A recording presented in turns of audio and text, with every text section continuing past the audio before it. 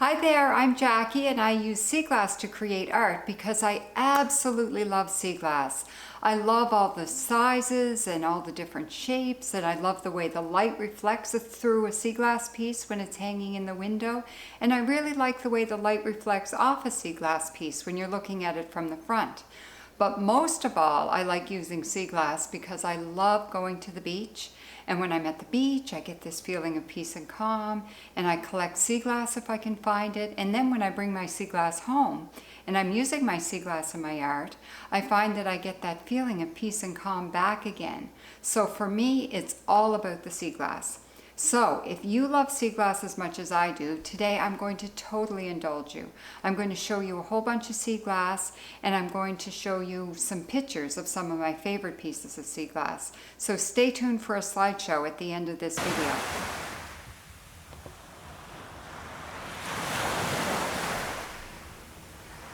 So on this board I have a whole bunch of sea glass and other sea treasures that have been collected over the past couple of weeks.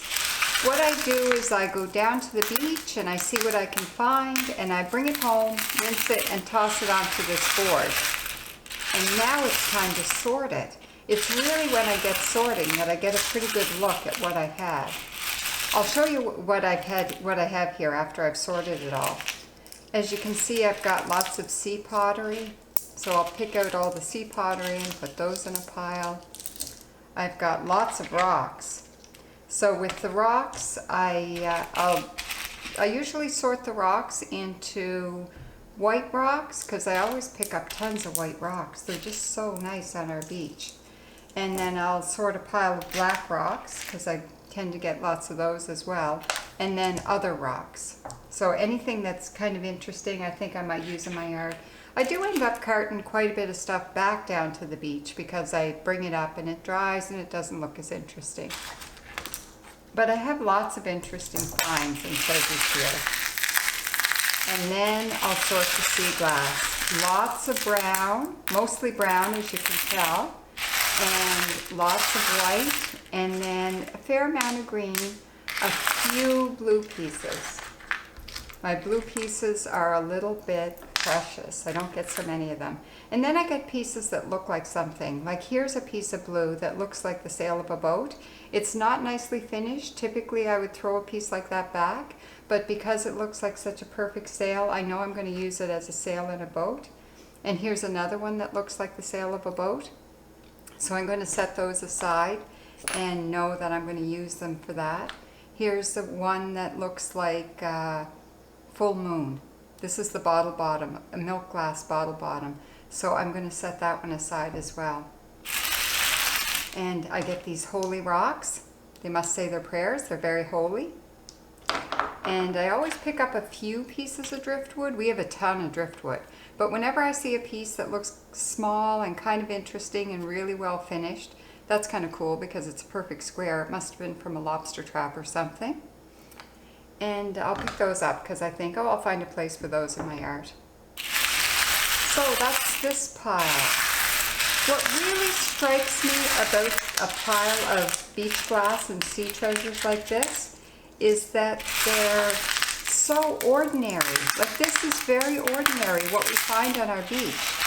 But when I take it home and sort it and put it into a piece of art, sometimes those really ordinary finds can turn into something quite extraordinary. Look at that. Very cool.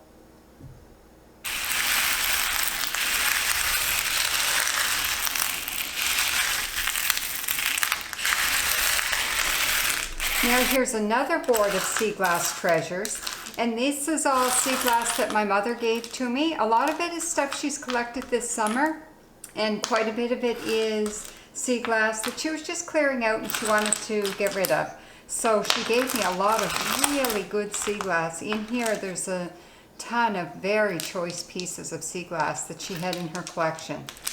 She said, Jackie, you have to take this and use it in your art.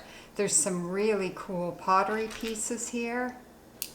Ones with pattern on them that are very neat. Some interesting rocks, a fair amount of blue, So this is definitely not all collected this summer because blue tends to be a little bit rare on our beach. So she's found quite a bit of blue sea glass, which is really spectacular. Good to add to my collection. And some of it she's had sorted. So you can see she had a whole bunch of white here. A couple of white bottle bottoms. Really large square piece of white there. That's an amazing piece of sea glass. I'll have to find a good place for that. Neat little piece of driftwood and some wonderful brown pieces. I just love brown sea glass. I like to use it quite a bit in my art, and sometimes these really big chunky brown pieces that are quite well finished are quite spectacular. There's a piece that probably needs to be thrown back. It's not done yet. I always find lots of pieces that need to be thrown back when I'm sorting my sea glass. And some huge green pieces as well. So this is a wonderful treasure trove to add to my collection. There's a neat piece of pottery with some lime green paint on it. So I'll have fun sorting all this, and I'll show you what it all amounts to once it's all sorted. And the other thing that my mother gave to me was a jar with quite a few pebbles and rocks in it. My mother's kind of like me. She can't walk by some of those really spectacular pebbles. So I'll fill that jar with some more of the pebbles that I have in my collection here. And she also gave me a jar full of tinies. So all tiny brown, green, and white. So I'll have to dump those out and sort them as well. It looks like there's a few tiny pebbles in there. I spy a piece of green milk glass there. These are all things, this has all been collected this summer. So that's a great jar of treasure right there. So I finished sorting those two big boards of sea glass and sea treasures, and I can't believe how much I have. I'll give you a close-up view of some things. So my brown sea glass, I've got a tray full of big and medium brown, and another tray full of tiny brown. So much tiny brown. That will be spectacular for doing sea glass art. And then I have quite a large tray of large and medium white. Like some of these large, they're just big chunky whites. They'll be fantastic. And then I've got a tray almost as much white as I have brown. All those small whites, they'll be fantastic in art. So look how much less I have of green. We always get less green, but I still have some pretty choice pieces here. They are good. And I've got a nice little collection of tiny green. Not as much as the brown and white again, but they will definitely come to good use. And I've got a small tray of aqua, all shades of green and blue and aqua. It's really quite interesting, that tray. All the different colors in it. And then I've got a tray here. I have this white piece that I want to use as a full moon, and I have an idea for a design. So what I often do when I'm sorting, I just put a bunch of other pieces onto that tray that I know I want to use in that design that I have in mind. Some interesting rocks and interesting pieces. And over here, I have a really special tray. So this would be all my special pieces, all my blues. I've got a couple of really cool sails there, 3 of them. I have a couple of blues here that are just a spectacular shade. This one's like a turquoise blue, and this is like a green, turquoise green. Those are quite neat. And I have a few yellows. I have a pale yellow and kind of a yellow green.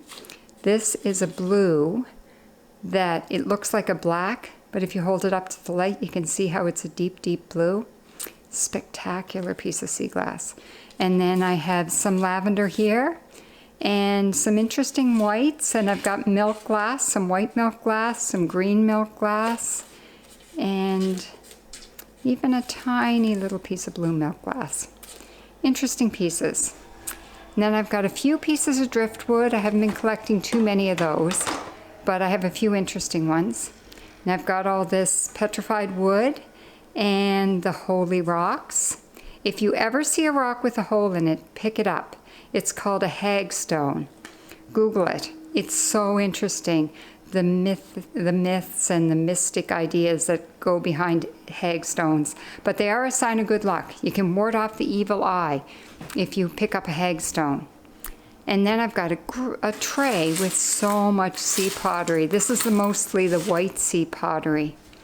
But then on this tray over here, I have some sea pottery with pattern and design on it. So those are pretty neat. Plus I have some shells there, some purple shells, some other really cool shells, and some black sea glass. So these are things that look like stones, but if you hold them up to the light, that one there is like a deep green. That one is a deep green as well. Some of them are deep brown. And then I have these little sorting jars. And in my sorting jars, I tend to sort shells and pebbles.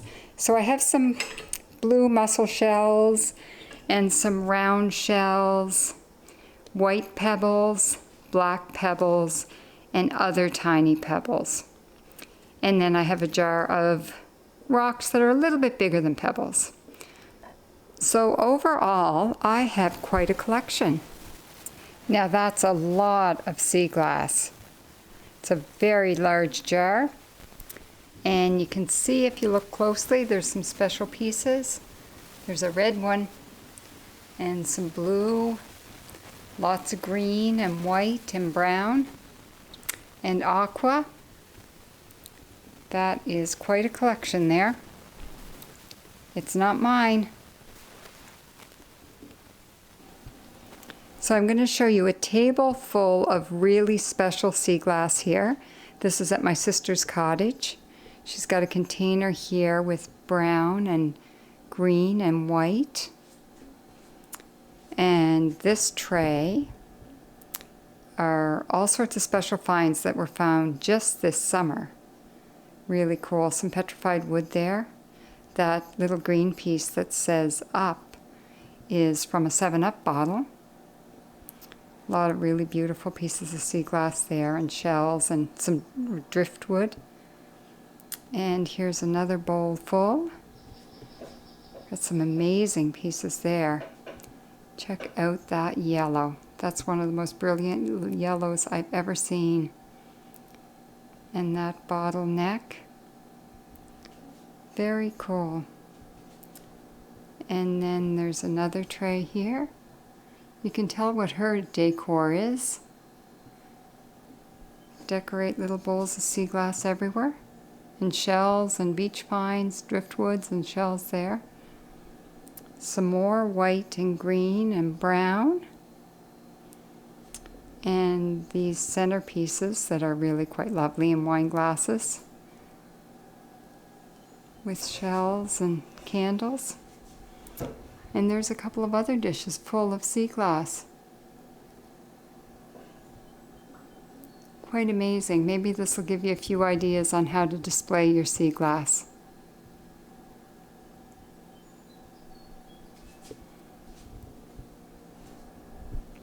That is a table full of sea glass.